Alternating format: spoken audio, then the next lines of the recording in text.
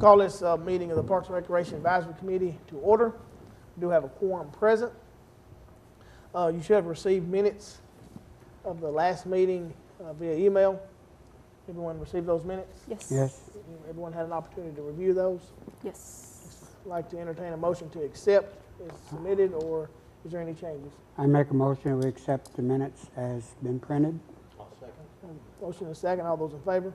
Aye.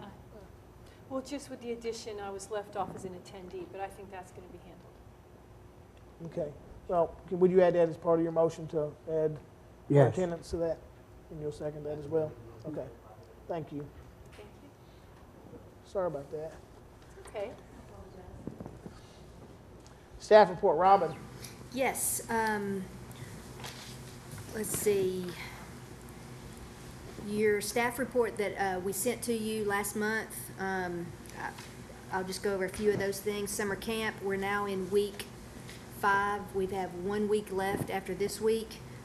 It's gone great. We've got great counselors and good kids, and everybody's had a big summer. Community garden is doing very well.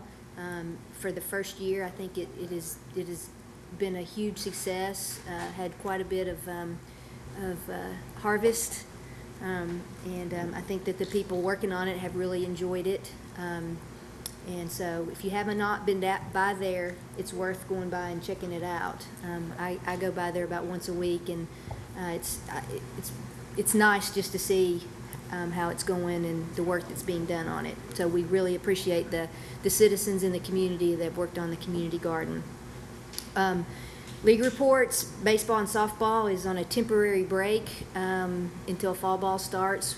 We had 4 very successful sets, and I'm not just doing this because Tom is here, but I want to really give kudos to the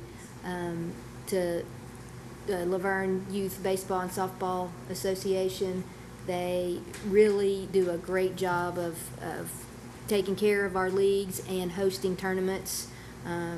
We got a great group of volunteers, and they really did shine during the tournaments and do a great job. Football practices are getting started. Looking forward to an awesome season with the Youth Football League. Inline hockey and youth soccer, our fall season just right around the corner. And we are going to have no adult softball this fall. We had some issues with it, and the athletic coordinator, Michael, and I had talked about taking a break this fall from adult softball. And it turns out, have a little bit of news, our athletic coordinator is leaving us. So I just got his notice, and so because of that, we really aren't going to do adult softball this fall. That's not really a good first thing for a new person to come in and try to take over. So it's just a good time for a break with that. And we're going to miss Michael Tisdale. He's done a great job for us for the past 3 years, I think it's been. But he is taking a career change, and we wish him well. And he's also getting married. So a lot of things going on in his life. Wish him well for everything. That's right.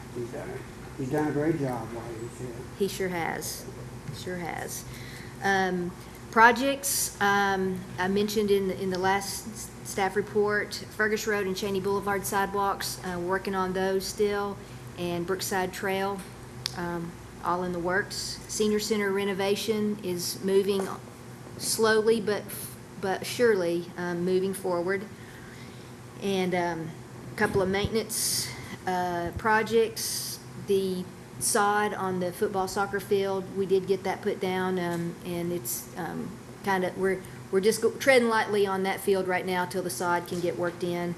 And then we are doing the repairs to the inline hockey rink. Some safety issues on the one side that's kind of leaning in a little bit, so we're moving forward with that. It should be, well, I think he was supposed to start this weekend. He had some equipment issues, but so he should be starting in the next couple of days, and that should take a week or two. So let's see, in the council report, you notice on it, we're doing well in all our programs. And we're gonna talk about this more next month. We got a car counter at the entrance of the park, so we're able to have more of a accurate count of people going into the park. Like I said, we'll go into detail next month on that, because we got some other important things to talk about tonight. But you can see for the month of June, we had 23,000 cars go into the park. And that's just in 1 month. So that's a lot of people in the park. And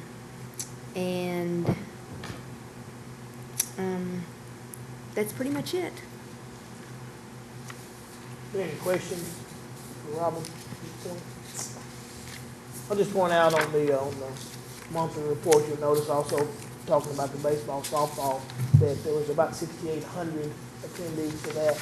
And not only are they coming here utilizing our park, but they're also staying and eating here in the community, which has a good economic impact as well. So when we can get those folks coming in and then leaving, you know, that's the best we can wish for as a city, you know, because that's just revenue.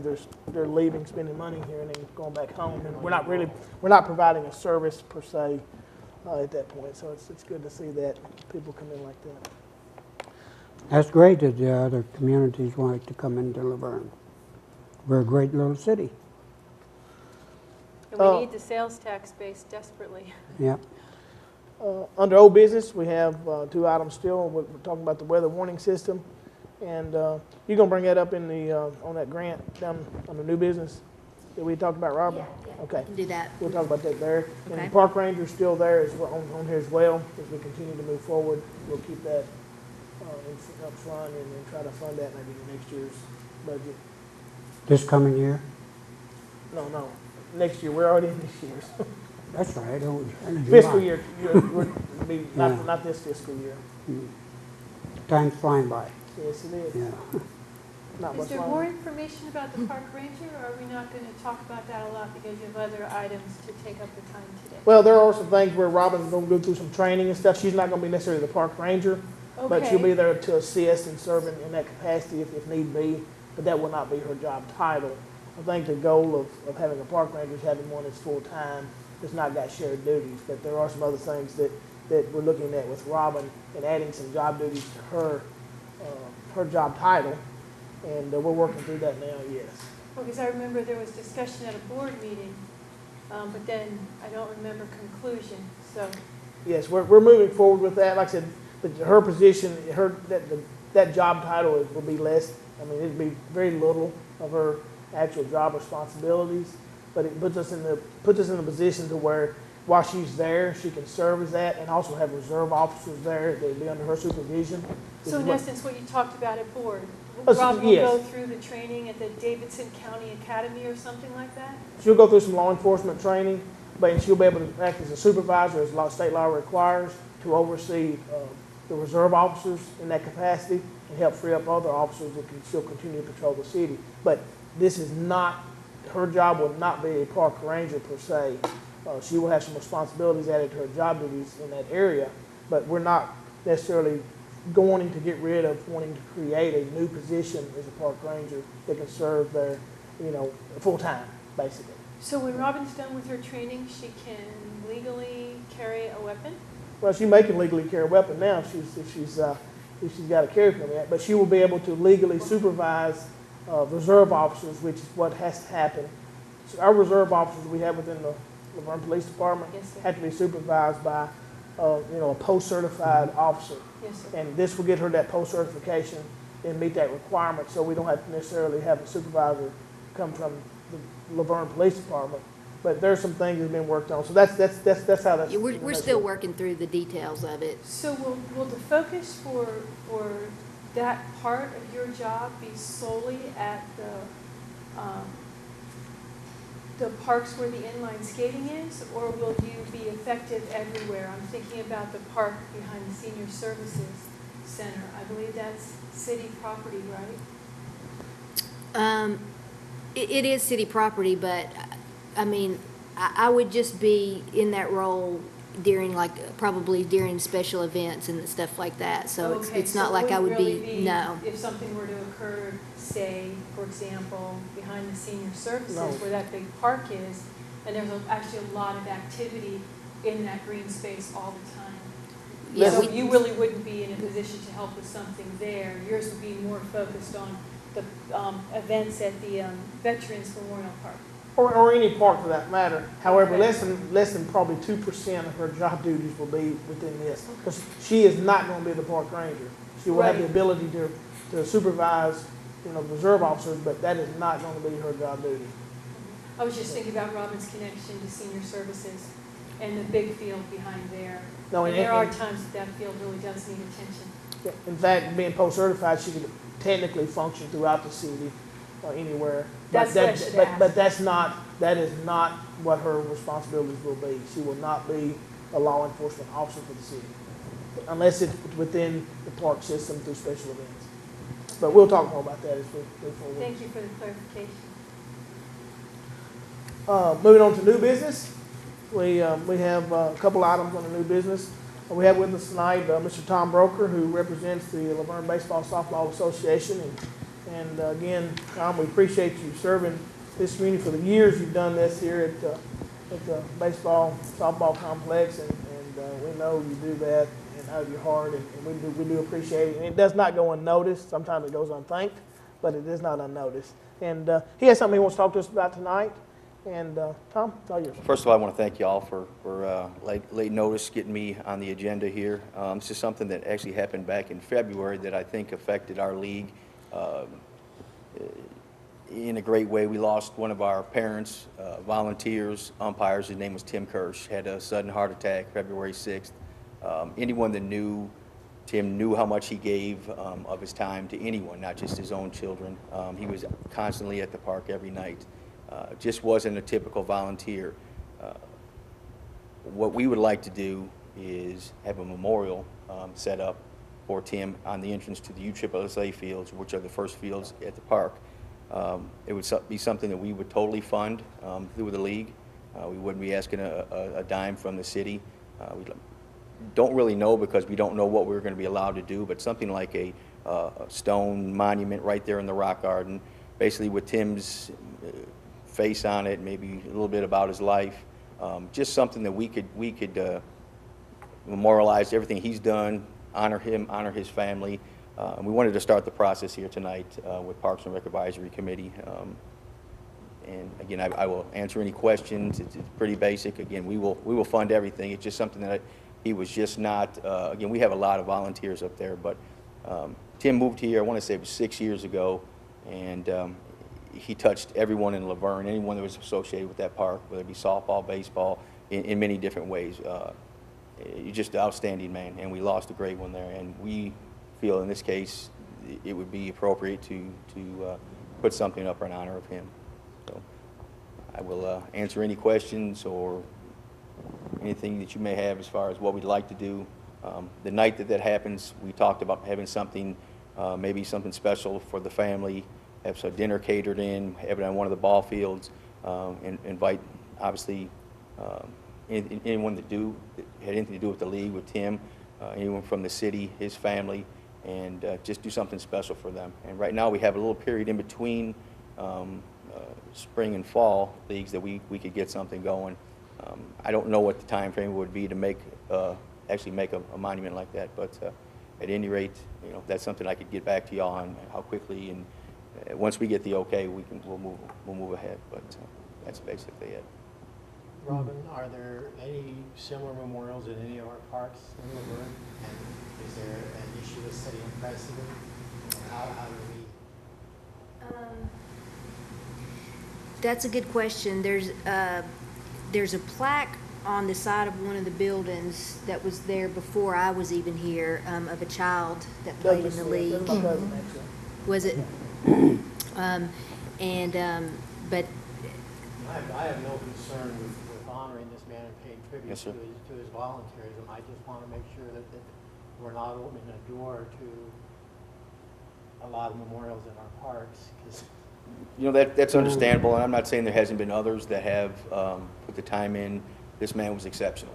And if it would be allowed, I think it would be something that would be appropriate for this individual. I wouldn't, we've had other situations over my 10 years I've been here where we lost some people that have been important to us. This man, as I said, while he was my friend, he was everyone's friend. He was exceptional. He would not turn his back to anybody. Didn't matter what age, boy, girl, whatever, he was that good. And again, that's why we're up here asking this today. No, I appreciate that. Yes, sir. And like I said, I have no problem honoring him at all, but I just don't want to set up a precedent where. Yes, sir. I don't know, maybe we just come up with guidelines or parameters. That's one of the reasons I wanted him to present it to you guys, is because we don't have any kind of parameters or process. We have had a couple of city employees that have passed, and there was trees planted with little plaques put on city property. But that, but beyond that, I don't really. Lane, do you remember, Lane, if we've done anything when you're? I mean, you were I there? remember the Doug Smith thing. I don't remember anything else being done. But, I mean, I know Tim, or knew Tim as well, and I think it's a great tribute that you want to do. Would it be a consideration to maybe name the fields in his memory? Or are they already named? I mean, is that? Sir, I kind of brought that up in the beginning. I guess right in the beginning when he died, there was a whole lot of emotion. I kind of made the suggestion that we could, one of the quads or one of the fields or something be named after Tim. As we started talking, we thought maybe a little more appropriate for the very reason that you said. I mean, that's a big complex, and there's a lot of people that have put their time in there. But at least we would have something. There's already an existing rock garden there. It sounded like it was a good idea, at least something right there in the park. It wouldn't be where the whole park would be named after Tim, but there would be something to remember him and the time that he gave the children up there. So. What about framing it as a resolution? Because of his extraordinary effort and in light of this, magnanimous man, the right word, I could type it up.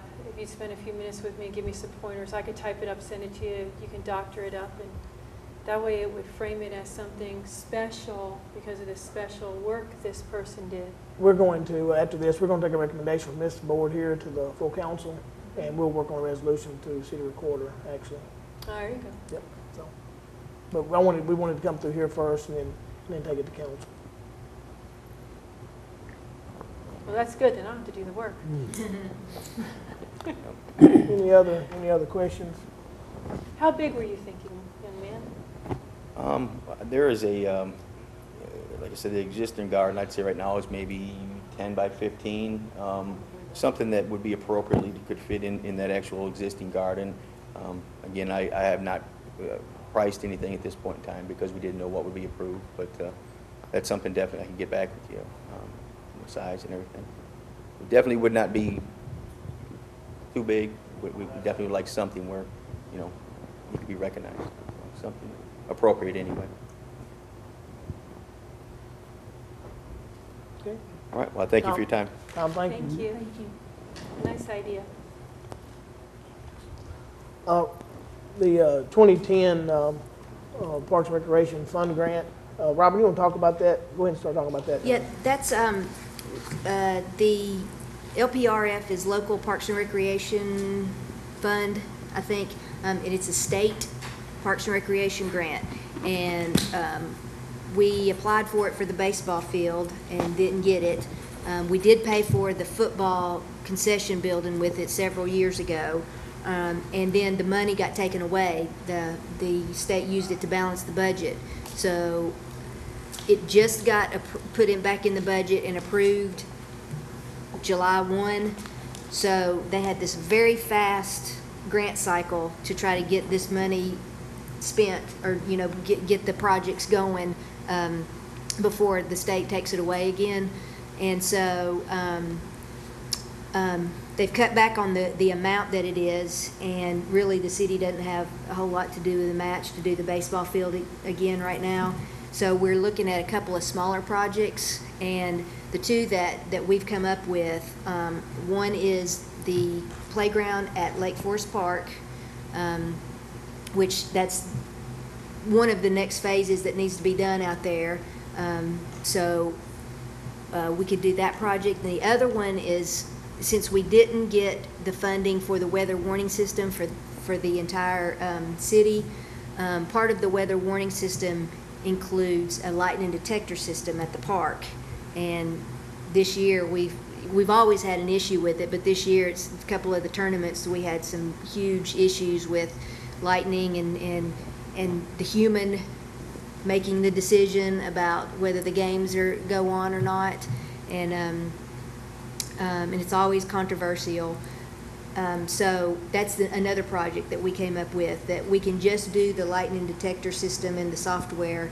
And I did check with, because it's kind of in the gray area, and I did check with the state, and it is an eligible project for this grant. Now, the total amount of grant available is $200,000. And it's a 50-50 match, so we could do up to a $400,000 project if the city had $200,000 to pay for the other half of it, which I'm not sure we could even come up with that much next budget year. So I don't know. I've got the estimate for the whole city's weather warning system. Rick McCormick and I were trying to just pull out the lightning detector, but it's kind of difficult to do. So we're guessing maybe $100,000 to $150,000 for the lightning detector system and the software and the guts of it to make that work, that we could add the rest of the city's weather warning system on when we get to that point. So I'm guessing, and that's just a rough estimate, $100,000 to $150,000, whereas a playground, we would probably spend $50,000 or $60,000, maybe $70,000, and half of that would be the city's cost. And there's a playground company that could possibly match the grant too. So the playground route might not cost us a whole lot. Might just cost us like installation and delivery. So I just wanted to bring that to this board again and just get your thoughts and discussion on that. And I think a lot of it is going to depend on the council, and if we want to go with very, very little money, possibly, very little money, especially if the playground company does the match, or whether we want to go with the lightning detector system in this situation where we can get half of it paid for. I'm not sure it's want versus ability when it comes to the council. In other municipalities the size of Laverne, is a weather warning or lightning warning system prevalent? I mean, is it? It's not real prevalent. I know that Brentwood has one, and I know that there's a few complexes that have them. I've heard of them across the state somewhat, but it's not a huge thing that like every park has. Like, every park has a baseball field, every park has a lightning detector system. No. But it is getting something that's more and more popular and more seems to be something that people want. Just with the liability of lightning issues and trying to take it off of a human being's shoulders to be making that decision. Because it gets ugly. You're never going to make everybody happy. There's the people that want their kids off the field when you can barely see lightning, and there's people that think we've got to get this game in. It's the lightning's way down there. We've got to get this game in. So it's always an issue. But if you had a system in place where it detects the lightning strikes and the alarm sounds and you stop playing, period. That's right. So it's something that I really hope that we, especially with the size tournaments that we have and the level of play that we are starting to attract. I think it's something that we would like to get eventually, sooner than later. Doesn't mean it has to happen right now. Just as an off-the-wall approach, with the local television stations in this area and the sophistication of their detection and reporting, could we not somehow work in a tie-in where we utilize what they already have in place without us as a city and as a as a taxpayer having to put out. I mean, we're talking, Well, we pretty much do have some pretty sophisticated electronic equipment that we monitor, but it's still a person that makes that decision. well, sometimes I think people can make better decisions than software, but Well, that's just me. and sometimes they probably can, but it's a tough role to be in. I just think right now, as tight as money is for everyone, including the city, that would be something we'd be hard pressed to get council to go with. Do we check with Box 100? I mean, I've been sitting in those meetings for several months, and those people seem very connected to this stuff. They've got that software, they're And we trained in it. Have we communicate checked with with them. them? We communicate with them at any special event or big event that we're having. We're in Just to communication hear with what them. you're saying. And about the cost, I mean, it would seem to me that if we did an email into the vendor and explained the need to spin out this cost, I'd be really surprised if a vendor couldn't give us, a close estimate. Or is the guess you're doing something the vendor provided?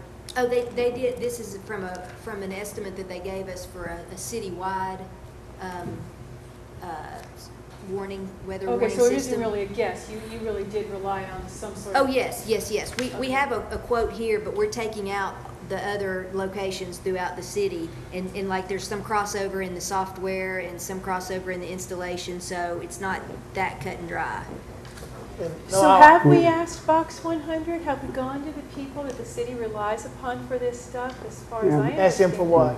Well, I mean, they seem so connected to tracking the weather. Well, they, Box 100 is not manned 24/7. We're only, when the fire department calls upon us, then we take action. It's not manned. That trailer is sitting up there right now. Or- There's Oh, no you're one just in it. thinking about the people who track the software. Some of the meetings that we've been in, there have been a handful of people who just seem to watch this stuff And all the and time. if there's a storm coming in, yes, if there's a When storm the storm's coming in, yeah, we'll get up They- there and they we'll jump on watch it. it, yeah. And during our events, we are in contact with the people from Box 100 and the fire department and other people that are watching the weather.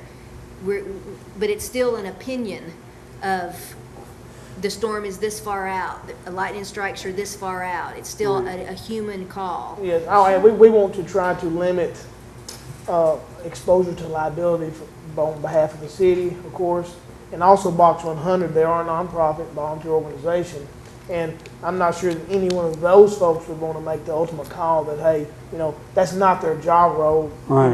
to do that. Now, they do a great job monitoring the systems as they come in and all, but I don't think we want to try to put any kind of burden because it still somebody has to make that call. Sure, this- Jerry, I can hear that. But as far as on the detection system, these things are so sophisticated, it can be set for 3 miles, 5 miles in different areas. And on this system here in the park, it would serve more than just a lightning detector as well. It also have an audible, so within its where it's going to be located, it's within distance of schools that where if there's an Amber Alert or something's happened where the schools need to be shut down or locked down, it also can signal that as well. And so there's much more capability than just the lightning. However, that is one of the biggest issues that we want to try to take off the chance of human error.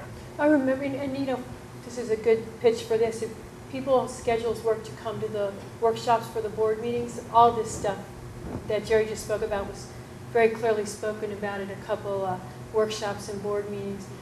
Just to follow Bruce's track here, we have a limited amount of money, and Robin referenced Lake Forest Estates. I mean, I'm sure everybody in this room understands the issues we have at Lake Forest Estates, and we really need to have some real true community building things happen in Lake Forest Estates.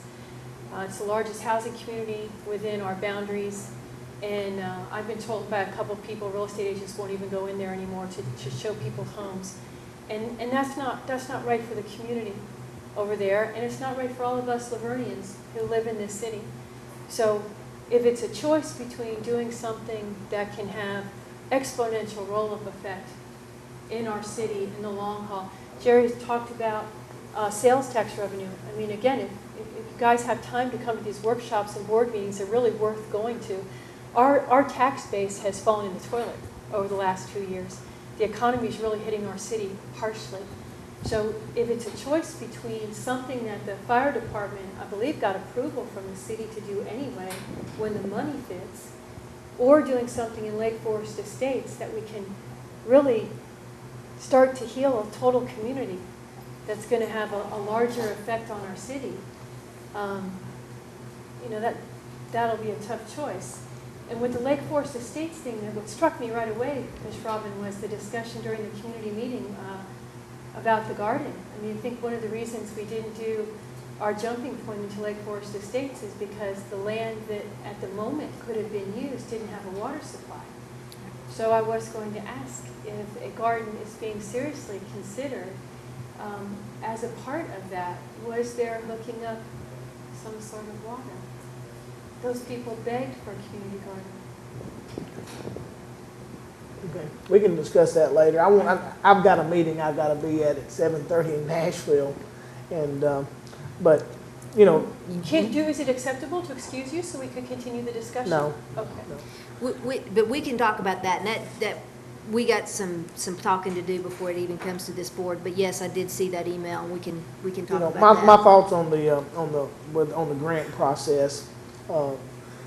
My opinion is if we can find the funding to do a match with the lightning detector system in the park, I think that the need for that outweighs the need for the playground in Lake Forest.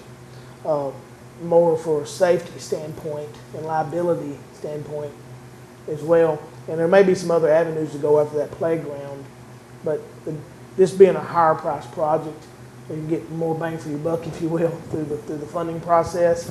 I think that would, if we can, maneuver some funding to actually pay for that through either maybe local sponsorships or things, is the need is more for that, in my opinion. That's just my opinion, of course, but I think that because and only reason I say that because it has much more capability than just the lightning. There's many other things that system will do that's beneficial to not only the lightning source, but also to the Amber Alerts or lockdowns for the schools and stuff, since it's in such close proximity, that there's much more benefit to that.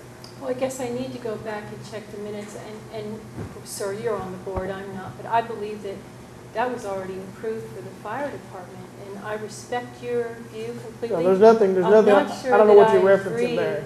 that this lightning detection is more important than getting our biggest housing community moving towards healing. I think So, but we're grown-ups, we have the right we to can differ on that. We have to set on the council to decide how we're going to fund projects and stuff, of course, but we'll discuss that. We'll look at needs and wants, and you can want all you want, but we can only fund what we really need. But I'd like a copy of the grant, please. I think to be a real part of this group, it's important for me to understand these grants. So is Kim allowed to send me a copy of the pages that make up how the grant is structured, or can someone tell me how to find it online? Because I really, I'm going to read these things so I understand what's happening at a higher level. So is it proper for me to request here that whomever send me a copy, everybody's got my email address, Okay. or that somebody send me an email, within the next week, telling me how to get my hands on the grant? I don't mind doing the grant or just touch base with her in the morning or something. And Thank you very much. Shouldn't be a big deal there. And to also support what Jerry and Robin are bringing to the table, I think what you'll see too is some very positive ripple effects as we work toward trying to fund or get the funding for this particular project. Because if you look at the number of tournaments and the amount of revenue and then the improved tax base, I think what you're also going to find is that ripple effect that will eventually help the Lake Forest Estates and the residents there. Or So I for think that's every city for that matter. I mean, Absolutely, but I we- think we- that we get all something kinds to of- consider too as you're proposing, to consider to look. So We get lots of compliments on our park continuously. I mean, we've got one of the greatest parks as far as putting on tournaments it is in the state, and nobody will deny that. We get tons of compliments on that. And as we continue to build that, people more tournaments and more tournaments to come in there. Yes, it's tough on our park staff to man those. But that does bring in, as I mentioned early on in the meeting, that does bring in people who are spending money here, eating in our restaurants, or buying sodas at the store, or ice, or whatever it is, or staying in the motels. And those are the folks you want to come in here. They're in here on a Thursday or Friday, and they're gone on Sunday. So they're not needing the services that Public Works provides, per se, or the police department for that matter, except for the few days they're here. So the importance of that economic impact it has on our community, not just Laverne, but North Rutherford County, in general. There's lots of things that those things can do, so if we can continue to better our park system or anything, it just helps us with that. But not saying that, obviously we want to put this there, that's why we put the park out there, that's why we put the substation. But, so we continue to make trends, but as far as housing, the whole country's in a slump. City of Laverne's in a slump, Smyrna's in a slump. It's everywhere is in a slump in the housing market right now. It's not looking very promising. I think my only concern was that we not overlap technologies, that if there is available sources out there that we don't have to spend $200,000, if we could tie in, if Box 100 could tie in, if the fire department could tie in. I think even having that lighting system in the park, you're going to have disgruntled no matter which way they rule. You're going to have somebody say, well, I still don't want to end the game, or I do want to end the game. That's not going to eliminate that issue. And my concern is I'm with the Vice Mayor 100% on the safety of our citizens and the liability to the city and to the parks. But I think there's a lot of technology out there, again, through the TV stations, through public safety departments, that somehow we should be able to tie in and SAP and utilize that rather than, again, setting up our own and having every community having to have their own lightning detection system when Channel 2, 4, or 5 have technology that is amazing to me when it comes to lightning detection and predictions. So. Sure. And the issue with that, of course, when they issue a warning or something, we monitor it a lot quicker. A lot more box comes out. If there's going to be watches or warnings, they're already on standby on watches. Right. But when warnings are issued by the National Weather Service, which is where all this comes from. But the thing of it is you may watch the TV and watch and when they show lightning strikes in the storm system, but they don't necessarily say you need to take your kids off the field. Now that may be some common sense if it's in your area. But there lies the liability that the city's exposed to, or even the park staff. Even Robin says, no, let's leave them out there a little longer because that lightning looks like it's a little further off. Or even Tom Broker, who represents a nonprofit organization running the league, might have to say, no, leave them on there just a few more minutes. Looks like it's in the distance, and God forbid something happens. It exposes the city to liability. And in this litigious society today, we have to try to look at every possible avenue that you may be sued for, and it also takes the human from having to make that decision, and that he has to live with, or she has to live with the rest of her life as well. So there's pros and cons to both, and it's just the liability. I think is probably the biggest issue in today's world, anyways. From the business side of it, safety is obviously something, but Let's just use it for the senior field. Use it for what? The senior field, the baseball field, which it's supposed to have been. Sorry, sore spot. Because they need more time to get off. All right. We had the mayor come in tonight. Would you like to say anything, sir? Y'all doing a great job. Just keep it Can you come to the podium? Oh, Jesus.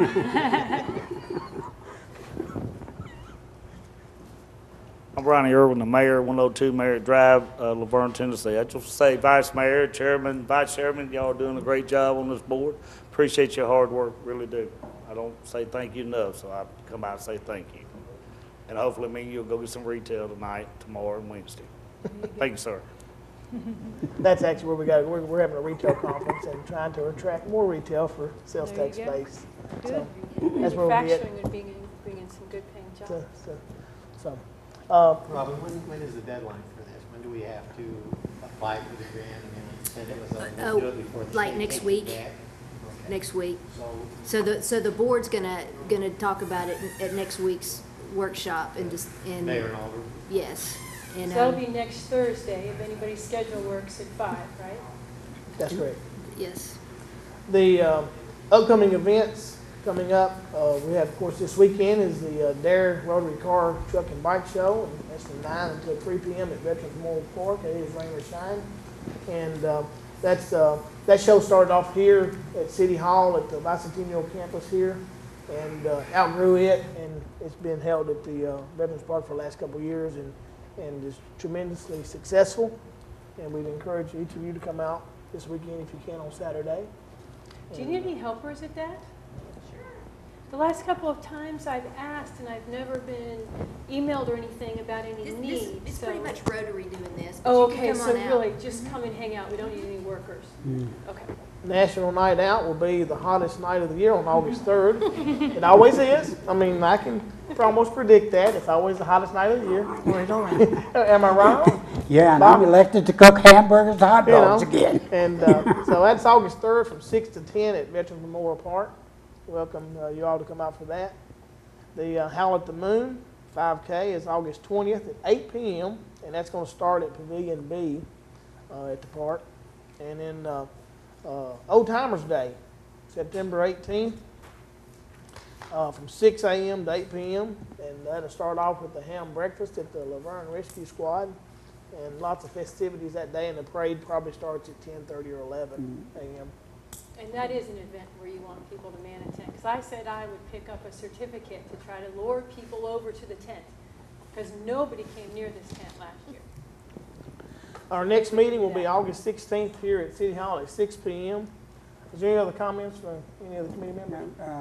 Robin, you want Box 100 to all these events? Sure, yes. Have you notified them? Now, I've talked to him about the Howl at the Moon, but, and I assume that the National Night Out Committee has already talked to him about that. I don't, their car show this weekend, I don't know. We were there last year. Then I assume, because that's a Rotary deal, and then, of course, y'all be at Old Timers Day. All right, okay. Anything else? Lane, how was your vacation? It was great. Yeah, really? Where'd you go? We went to Atlanta to Six Oh, wow. Flags, and then on Thursday we went rafting down the Ocoee River. Anything exciting on the rafting trip? Jeff fell out.